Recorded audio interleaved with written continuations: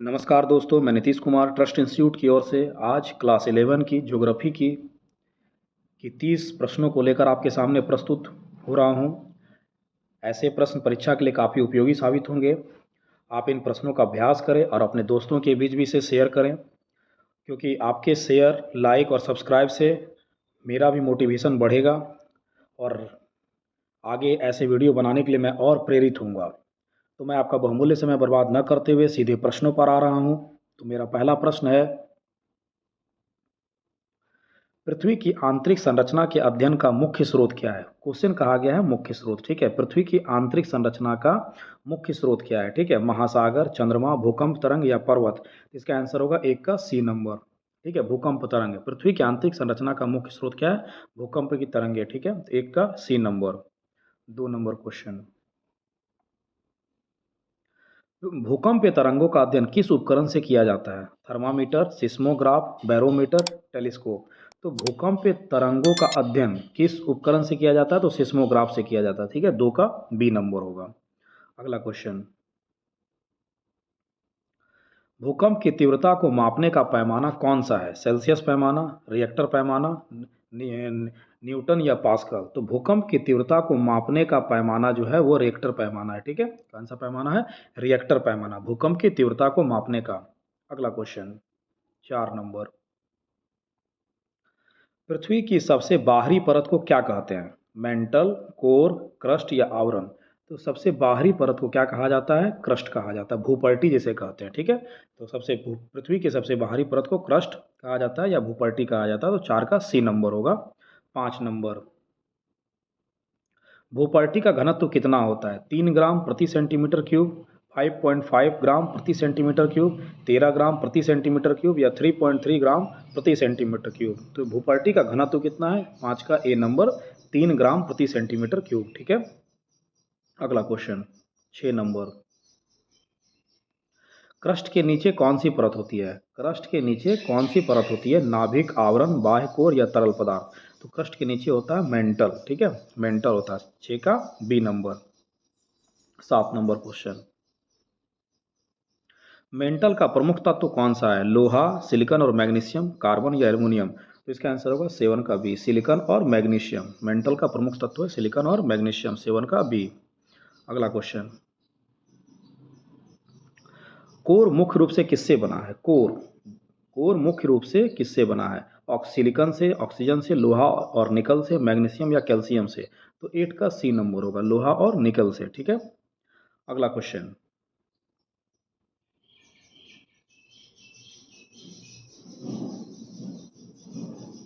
महाद्वीपीय क्रस्ट की मोटाई कितनी होती है? ठीक है, महाद्वीपीय क्रस्ट की मोटाई कितनी होती है? ठीक है, 35 किलोमीटर, 10 किलोमीटर, 30 किलोमीटर या 70 किलोमीटर? इसका आंसर होगा ए नंबर, 35 किलोमीटर। महाद्वीपीय क्रस्ट की मोटाई 35 किलोमीटर होती है। अगला क्वेश्चन, कोर की गहराई लगभग कितनी है? 2900 से 6371 किलोमीटर, 1000 से 2000 किलोमीटर, 500 से 3000 किलोमीटर, 50 से 200 किलोमीटर? तो कोर की गहराई कितनी होगी? 2900 से 6371 किलोमीटर कोर की गहराई, ठीक है। अगला क्वेश्चन, 10 का ए होगा। 11 नंबर, एस तरंग एस तरंग किस माध्यम में संचरित नहीं होती है? किस माध्यम में वो गमन नहीं कर सकती है? ठोस माध्यम, तरल माध्यम, गैस या कोई नहीं? तो इसका आंसर क्या होगा? एस तरंग जो है वो तरल माध्यम में गमन नहीं कर सकती है, 11 का बी नंबर। 12 नंबर, पी तरंगों की गति किस माध्यम में सबसे अधिक होती है? पी तरंगों की गति कौन सा है? पी तरंगों की गति किस माध्यम में सबसे अधिक होती है? ठोस, तरल, गैस या निर्वात? तो पी तरंग की गति सबसे अधिक होती है ठोस में। पी तरंग की सबसे अधिक गति होती है ठोस में, ठीक है। अगला क्वेश्चन, इसे प्राइमरी वेव भी कहा जाता है, ठीक है। अगला क्वेश्चन, भूपर्टी की औसत मोटाई महासागरों में होती है, कितनी होती है? 5 किलोमीटर, 10 किलोमीटर, 20 किलोमीटर या 30 किलोमीटर? इसका आंसर क्या होगा? 5 का ए नंबर, भूपर्टी की औसत मोटाई महासागरों में 5 किलोमीटर होती है, ठीक है। अगला क्वेश्चन, 13 का ए नंबर। 14 नंबर, भूकंप तरंगों का उद्गम स्थल क्या कहलाता है? भूकंप मूल, फोकस, अवकेंद्र, हाइपोसेंटर या उपरोक्त में सभी? तो भूकंप तरंगों का उद्गम स्थल क्या कहलाता है? सभी होगा इनमें से, उपरोक्त सभी। भूकंप मूल भी कहा जाता है, उसे फोकस भी कहा जाता है, उसे अवकेंद्र भी कहा जाता है, उसे हाइपोसेंटर भी कहा जाता है। ठीक है, तो 14 का ई नंबर होगा। ठीक है, 15 नंबर क्वेश्चन, भूकंप तरंगे कितने प्रकार की होती है? 1, 2, 3 या 4? तो भूकंप तरंगे 3 प्रकार की होती है, पी, एस और एल। ठीक है, प्राइमरी वेव, सेकेंडरी वेव और लॉन्ग वेव। ठीक है, अगला क्वेश्चन 16 नंबर, पृथ्वी की सबसे घनी परत, पृथ्वी की सबसे घनी परत क्रस्ट, मेंटल, बाह्य कोर या आंतरिक कोर? तो पृथ्वी की सबसे घनी परत होगी आंतरिक कोर। ठीक है, जितना नीचे जाइएगा उतना डेंसिटी बढ़ता है। ठीक है, तो आंतरिक कोर होगा। 16 का डी नंबर। 17 नंबर, ग्रहत्वीय विभेदन की प्रक्रिया से क्या तात्पर्य है? पृथ्वी का कंपन, पृथ्वी की ठंडक, पृथ्वी के तत्वों का परतों में विभाजन, महासागरों का निर्माण? तो इसका आंसर क्या होगा? 17 का सी नंबर होगा। ठीक है, पृथ्वी के तत्वों का परतों में विभाजन, ग्रहत्वीय विभेदन की प्रक्रिया। ठीक है, तो 17 का सी नंबर होगा। 18 नंबर, भूकंप की तीव्रता, भूकंप की तीव्रता का मापन, पायरोमीटर, रिएक्टर स्केल, ताप मापक या रेडियो वेव? तो इसका आंसर होगा भूकंप की तीव्रता रिएक्टर स्केल में मापा जाता है। ठीक है, तो 18 का बी नंबर होगा।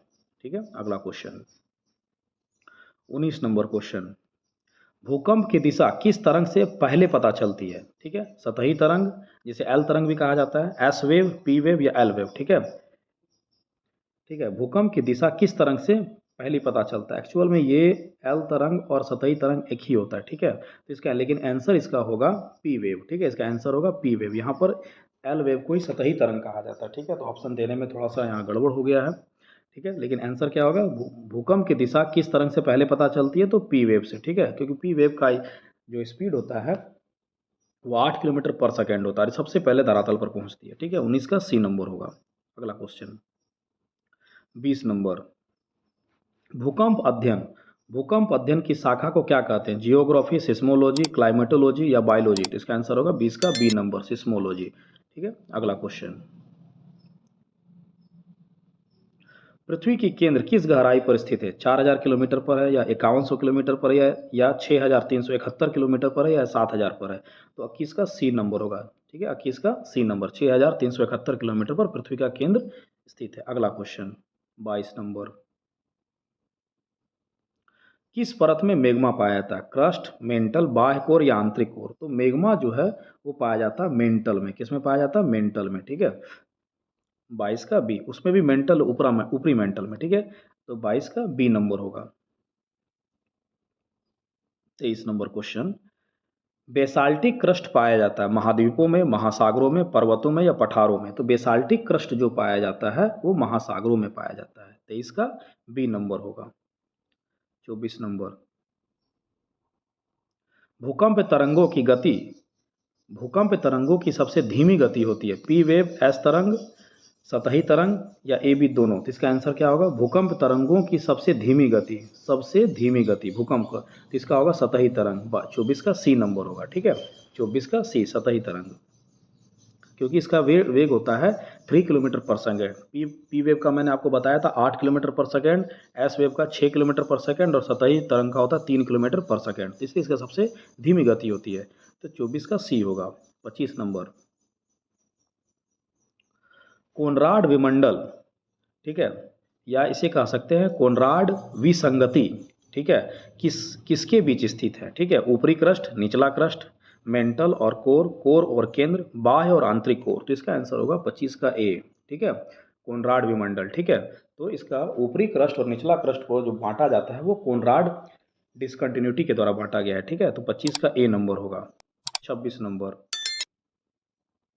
मोहो विमंडल, मोहो डिसकंटिन्यूटी किसके बीच है? निचला क्रस्ट, ऊपरी मेंटल, निचला मेंटल, ऊपरी मेंटल, बाह्य और आंतरिक कोर, पृथ्वी और चंद्रमा? तो इसका आंसर क्या होगा? निचला मेंटल और, निचला मेंटल और ऊपरी मेंटल, निचला, एक बार, मोहो विमंडल किसके बीच स्थित है? निचला क्रस्ट, ऊपरी मेंटल, निचला क्रस्ट, ऊपरी मेंटल, निचला मेंटल, ऊपरी मेंटल, बाह्य और आंतरिक कोर, पृथ्वी और चंद्रमा? तो इसका आंसर क्या होगा? ए नंबर होगा। ठीक है, निचला क्रस्ट और ऊपरी मेंटल। ठीक है, निचला क्रस्ट और ऊपरी मेंटल को बांटा जाता है मोहो डिसकंटिन्यूटी के द्वारा। 26 का ए नंबर। 27 नंबर, लिथोस्फीयर में कौन सी परतें आती हैं? ठीक है, कोर और मेंटल, क्रस्ट और ऊपरी मेंटल, बाह्य कोर और आंतरिक कोर, मेंटल और निचला क्रस्ट। तो लिथोस्फीयर में आती है आपका क्रस्ट, पूरा क्रस्ट आता है और ऊपरी मेंटल को मिलाकर लिथोस्फीयर बनता है। तो 27 का बी नंबर होगा। 28 नंबर क्वेश्चन, सेस्मिक वेव से किस बात का पता चलता है? पृथ्वी की जलवायु, पृथ्वी की सतह, पृथ्वी की आंतरिक संरचना, महासागरों की गहराई। ठीक है, तो सेस्मिक वेग से पता चलता है पृथ्वी की आंतरिक संरचना का, पृथ्वी की आंतरिक संरचना का। ठीक है, सेस्मिक वेग से पृथ्वी की आंतरिक संरचना का पता चलता है, इसलिए 28 का आंसर होगा सी नंबर। 29 नंबर, रिएक्टर पैमाना की अधिकतम सीमा क्या है? 5, 7, 9 या कोई निर्धारित सीमा नहीं। एक्चुअल में इसका आंसर होगा कोई निर्धारित सीमा नहीं। रिएक्टर स्केल जो है वो कोई निर्धारित सीमा नहीं दी गई है, लेकिन 9 से अधिक भूकंप व्यावहारिक रूप से संभव नहीं है। मात्र एक बार 9.5 रिएक्टर स्केल का भूकंप आया था चिली में, उसके बाद अभी तक रिकॉर्ड नहीं किया गया है। ठीक है, इसलिए रिएक्टर पैमाना पर देखा जाए सैद्धांतिक रूप से तो इसकी कोई सीमा नहीं है, लेकिन यदि व्यवहारिक रूप से देखा जाए तो 9 आप मान सकते हैं। ठीक है, लेकिन इसलिए चूंकि थियोरेटिकल जो है उसकी कोई सीमा नहीं है, तो 29 का डी नंबर होगा। 30 नंबर, भूकंप क्षेत्र में सबसे अधिक विनाश होता है अधिकेंद्र पर, एपीसेंटर पर, ए बी दोनों या सभी जगह? भूकंप क्षेत्र में सबसे अधिक विनाश होगा ए बी दोनों, अधिकेंद्र। अधिकेंद्र को ही एपीसेंटर कहा जाता है। ठीक है, इसलिए इसका आंसर होगा सी नंबर, ए और बी दोनों। ठीक है, तो इसी तरह के प्रश्नों के लिए यदि आपको अभ्यास करना है तो ट्रस्ट इंस्टीट्यूट से जुड़ जाएं, और इस आगे भी इस तरह के प्रश्न आएंगे, तो इसे शेयर करें, आप खुद भी लाभ उठाएं और दूसरों को भी इसे मौका दें। धन्यवाद।